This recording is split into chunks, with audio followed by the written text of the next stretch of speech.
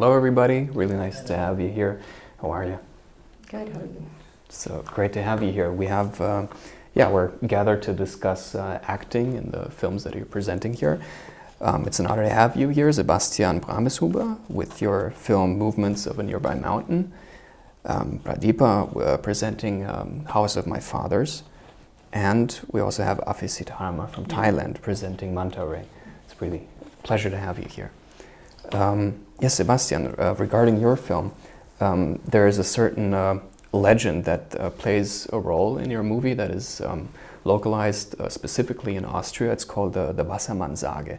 And I was wondering what that tale is about, essentially, because I found some that was related to the Brothers Grimm, but I'm not sure it's the same one. Pretty sure it's probably something else, and I wanted to know how that's reflected in your protagonist, Cliff, and the overall theme of the film. But it's a myth, a legend, so to say, of the discovery of an ore mine, the largest ore mine in Austria, and I think one of the largest ore mines in Europe, actually, which is a mountain that was exploited for its ore since ancient Rome, basically. And my protagonist, Cliff, works in the vicinity of this ore mine and somehow deals with iron in his way too. And I found that quite interesting.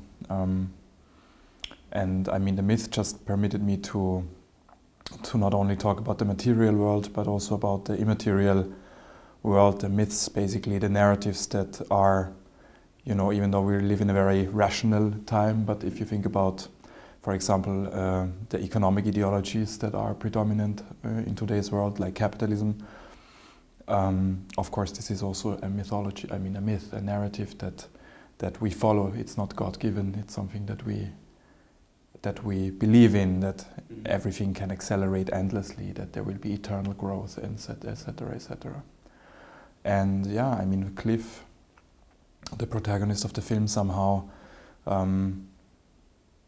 I don't know how it reflects in him. I think is more like that I found it interesting how he connects to this legend in this region with what he's doing. He's basically also singing about an eternity. In his case, it's a religious eternity, but he also, in a way, believes in an eternal demand for the car parts that he's exporting to his home country of Nigeria.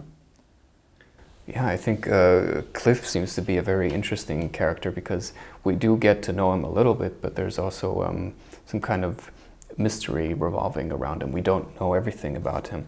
And from what I understand, your film Movements of a Nearby Mountain is a full-length film, which is essentially a sequel to one of your shorts of Stain, Scrap, and Tires. And I wanted to know how that ties into Cliff and his development through this film, or how this all came to be, essentially. Yeah, I mean, without going into too much details, but the short film was a film which I shot on Super 16mm, which meant we had like about 2 hours of raw material to shoot the film. And I didn't know Cliff very well at the time, nor his two colleagues, which were still active also at that time in the same garage that Cliff operates his business in. Mm-hmm. And the film turned out to be more like an atmospheric sketch, so to say, of the location, even though the people appeared in the film and their voices appeared in the film, but it was somehow due to a certain amount of mistrust also, because we didn't know each other. I mean, I didn't know them so well, they didn't know me so well. So they did not turn up that many times at the shooting as we thought they would. Mm-hmm. Basically, I liked the short film very much, but it didn't turn out the way I would have made the film, maybe, if they would have turned up more often.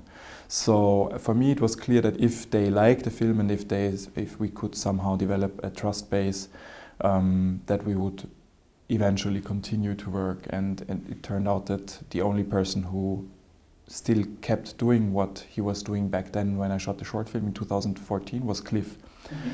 And so, I mean, it basically, you know, I normally work with people, like I do portraits of people, even though maybe I start with a location, but it turns out kind of intimate portraits of people. So I really wanted to do something that also talks about the people who make that place, actually. Because I mean, I discovered first a location and then started to give this location somehow meaning by working with the people who make this place what it is. So does the location in the end have characteristics that are almost like a persona or a character in itself? Would you say that? Or is it really only consisting through the characters that you're presenting? I think it is, of course, of course, the landscape and you know, scenography, so to say, has a certain quality. In some films it can turn out the protagonist. In my film, I think in this film in particular, I would say not. In the short film, yes, but in this film is really Cliff, and he's giving meaning to this location, but not in the sense that he would elevate the location to a protagonist. I see. There are some interesting decisions throughout the film that you made as a director. For instance, there is a scene where Cliff and Magnus, they are discussing a paintball scene, but we don't actually see it. We just hear how they're commenting on it. I was wondering what made you decide to shoot the movie in that way, or to film that specific scene in that specific way, where we actually don't get to see something that they're talking about. I mean, this particular scene is, I don't know, somehow, I think, at the core of the film in many ways. I shot it the way it is now because, first of all, it's referring to a past. I mean, what they are commenting on, this paintball game that you don't see but you just hear, is not taking place anymore. It is something that existed there in the past, as is actually Magnus, the colleague / friend of Cliff, who was working many years ago in this garage, but is not there any longer. So I tried to introduce him as a sort of memory to the film. And at the same time, this scene was also the scene where because I mean, the film is a hybrid between documentary and fiction, and in this particular scene I wanted to also point out to the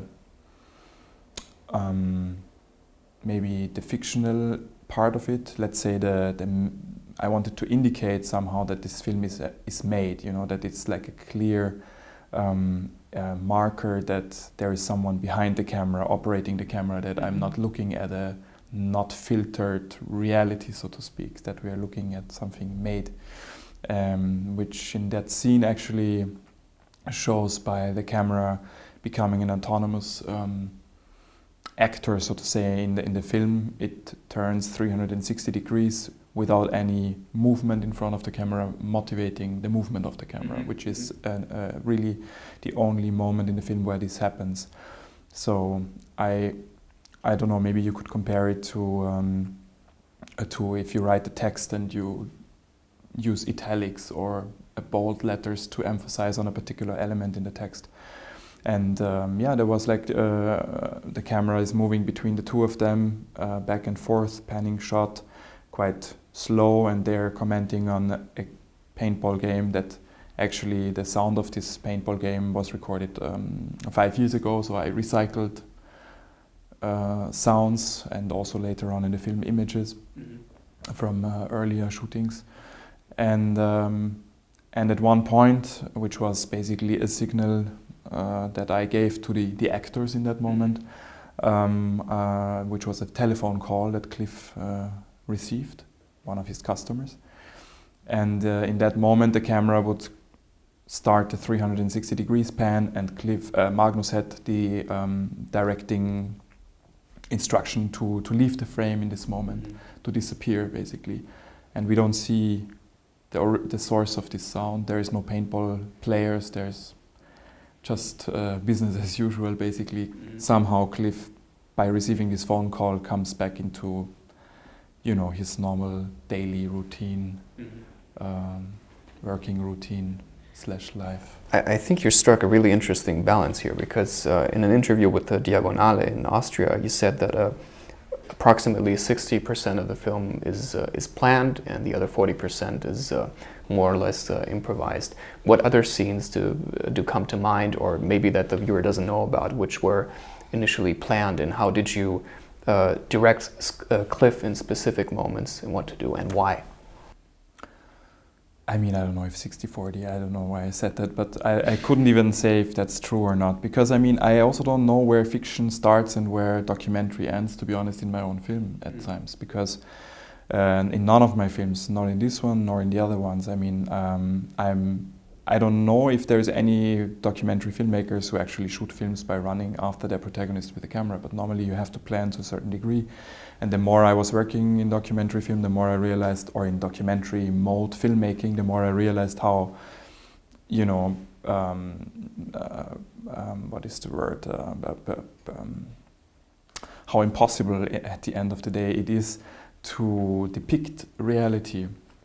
No, and how important it is, in my opinion, to point out that you are looking at something different than reality, that what's happening on the screen is actually a reality on its own. That has, of course, a very, you know, special and sometimes even intimate relationship to a actual reality, but it's still it's a reality on its own that happens on the screen in the moment that, and then of course in the heads of the spectators. So I mean, I planned, you know, for me it's also about like dignity in a way. I mean, when I do an image and I work with people, I guess what I wouldn't want to do is to just don't care about the mode of shooting a person, and I think it's a matter of respect about, you know, the people that you're working with also, and to the art form of filmmaking itself, to really, I don't know, be careful about what you're shooting and how you're doing it and why you're doing it. Has your relationship between you and Cliff, has that changed over the course of the film, and also after it was finished and how it was received?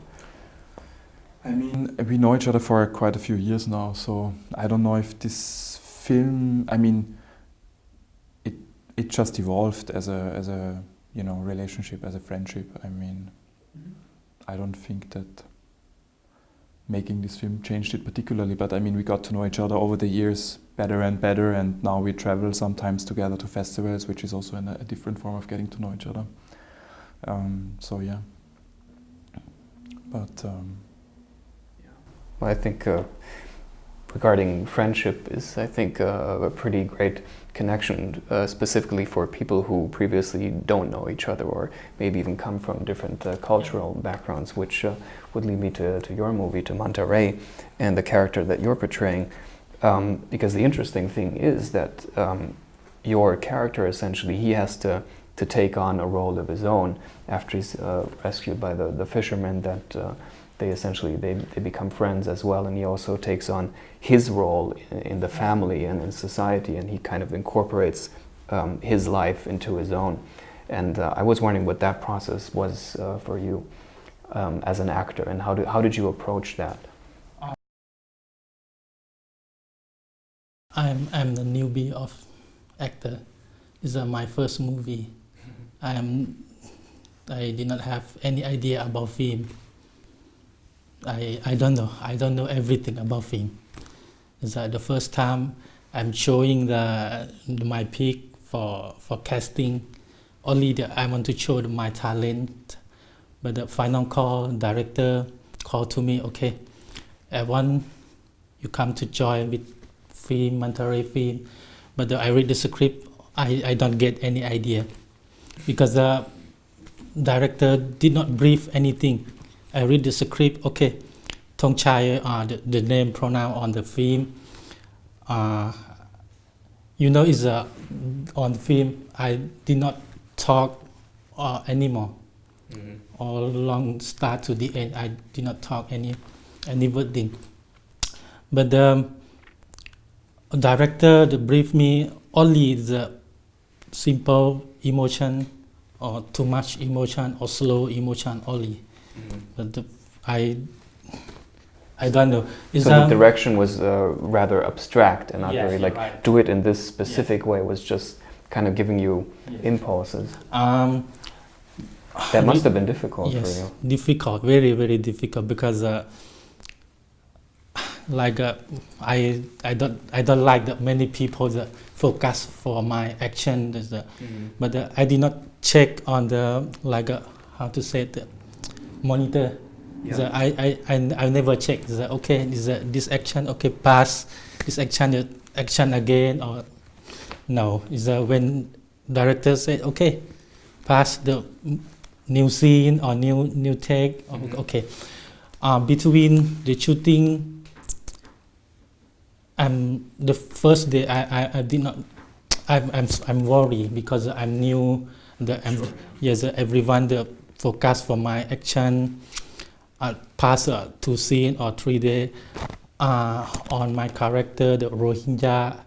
I feel like I'm lost everything, and I make the new one the fisherman on the film get me from the forest and treat me. I feel like he's very very gentle to take care of me. Yes. Because I feel lost. I feel lost. Everything is like a new life. The film opens with a dedication for the Rohingyas, and I was wondering what's your personal relationship with that sort of theme that's taking place, and how has that affected the people of Thailand in their discussions about it, especially through the film and through your performance? Normally, the Rohingya crisis in Thailand, some people that accept, some people that don't like. But the Rohingya refugee, they don't want to stay in Thailand. They want to pass to the third country like Malaysia or Indonesia or Turkey like that. But feedback on the feedback film in the Thailand, so for me I think it's so quiet because people don't like this crisis because Thailand have many problems. They have many problems. But the performance for film for me on the film the have a good feedback. Because past the yes, the last year we started the showing the first screening the first Venice Film Festival, the tomorrow day.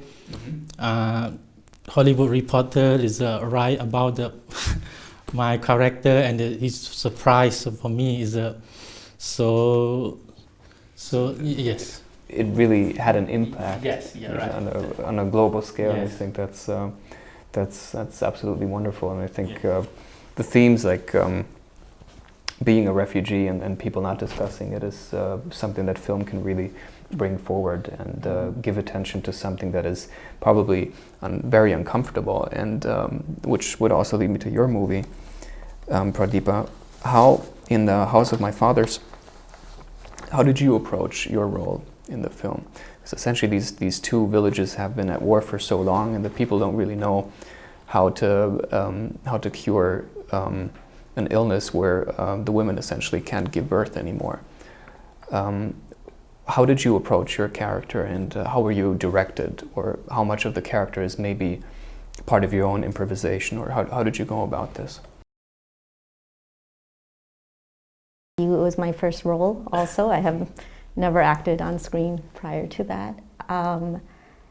It was, I think a lot of it, my family, we were refugees, fled to the United States, and that really politicized me in America. It really made me conscious about the things that were going on around the world.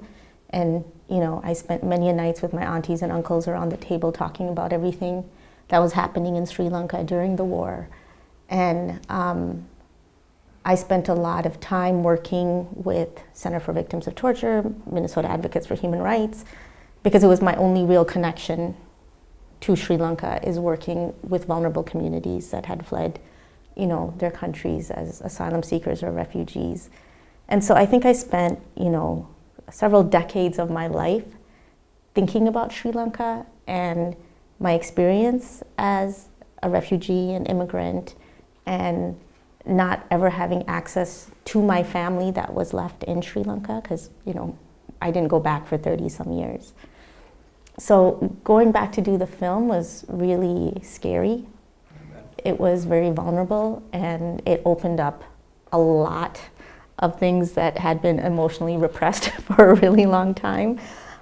So I think almost really resembles everything that happens in the film. Yeah. So I didn't, because I'm not a trained actor or, you know, someone that's never been in front of the screen in that capacity, the only way I could approach it was just based on my raw emotions and feelings of the stories I've heard, what my family had gone through in Sri Lanka that stayed behind, my own experiences. And, you know, I was lucky enough to observe and be around a lot of women that had been affected by the war and lived through it. And so just trying to, you know, emulate them in terms of just body language and how to carry myself. Even though I am Sri Lankan, I was born there, I'm very much a girl from Minnesota and carrying myself in that way. And it's very different from a young woman, you know, from the northern parts of Sri Lanka.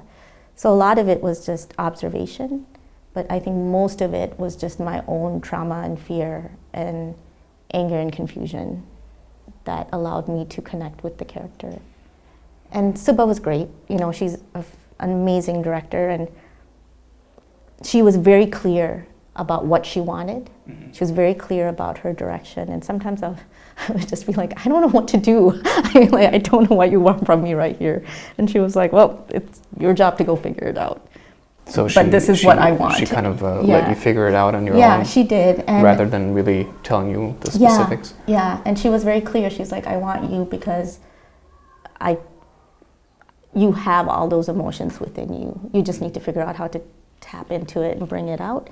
And everyone else on the set they were all seasoned actors, and really leaned on them for support, you know, where I was like, how do you cry like that? Like, how are you doing that? And so, but yeah, I leaned on them a lot, and they were great, so yeah.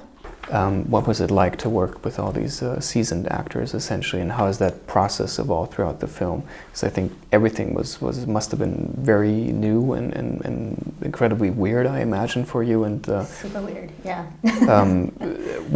How did you feel at the beginning of the film, and how did you finish how did you feel once you finished the film? Language was an issue because I don't speak Sinhalese, and I speak Tamil like an American with a very thick accent, so no one really understood me anyways when I spoke Tamil. But it was intimidating, you know, it was a big crew, and the cast was very well known. They had all worked together previously. Suba had worked with the DP prior. Everyone on set knew all the actors except for me. So in the beginning it was a little lonely and confusing, just because I really didn't know, well, I was like, I don't understand why I'm here sometimes in the beginning, and because there's some amazing actors on set, and this is such a huge departure from my reality. And so it was intimidating, but it was also such an incredible journey, because the cast we became very close. I mean, we were in a jungle for 30 days together, so, you know, circumstances brought us together, but it was also just that journey also allowed us to really trust each other, and we all knew that what we were creating was really different and special, and that nobody else had told this story, this one, you know, spoke about the war in this way. The way Suba wrote it and directed it. So by the end, and even to this day, 3.5 years later, we still all talk. Steve, who plays the strange doctor, is a dear friend of mine. I go see him often. Me and Suba have gotten closer. When I walked onto set, she was my director and I was the actor. And now I can say we are friends and we're close and stay in touch and check in on each other. So I think that's what's been the most special part of this, especially after not having access to Sri Lanka for 30 years, to now have access to it in this way and to be able to tap into such incredible artists and people on the ground that are using art to really push things forwards and create dialogue and conversations, and to be able to have that as my community has been really powerful and special to me. The forest in your film plays a very vital role, I think, not just metaphorically, but also the location, because you constantly film there all the time. And I was wondering if there's a Sri Lankan tale maybe behind, like are there any dark forest stories? Does it have a meaning to the culture specifically, or was it just a choice of the director that she thought was appropriate in order to force people to face the ghosts of their past? I would have to say it's probably a little bit of both. There is a lot of mythology around forests, especially in Hinduism. Ravana is from Sri Lanka, you know, and several gods and goddesses were going back and forth between India and Sri Lanka, and they talk about the forests often. I don't know like very specific stories, but I also, you know, Sri Lanka is also really beautiful. You know, it's a beautiful tropical island, and our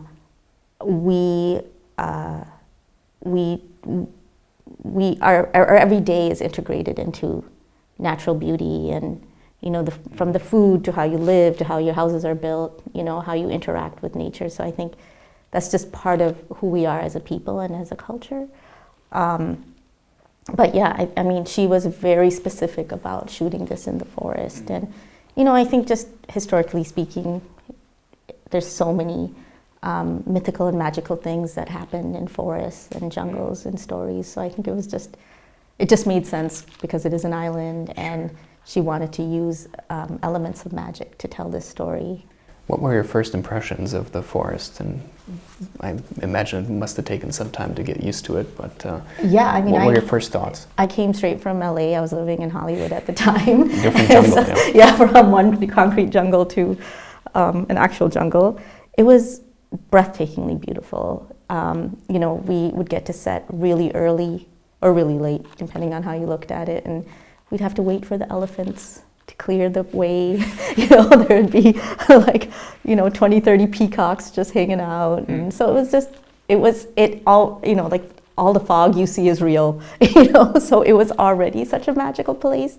So, you know, there was many evenings we'd have to like shut down set because the elephants were gonna come and drink some water and hang out for a while. So, you know, we really used everything that was around us, and we were really part of it. You know, we were very environmentally conscious, and you know, we tried to leave it as it was when we came in.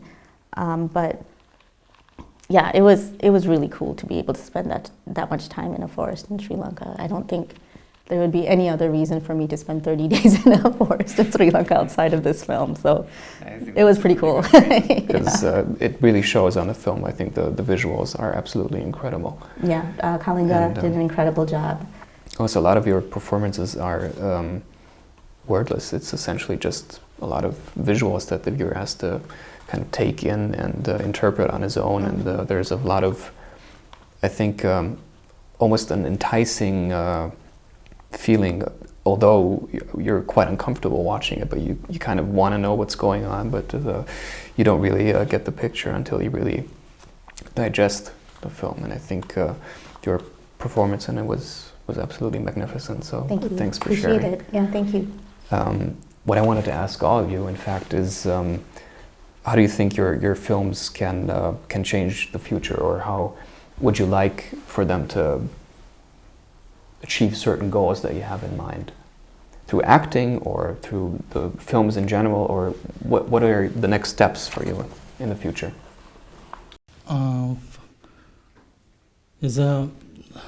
When the film, the screening in Thailand,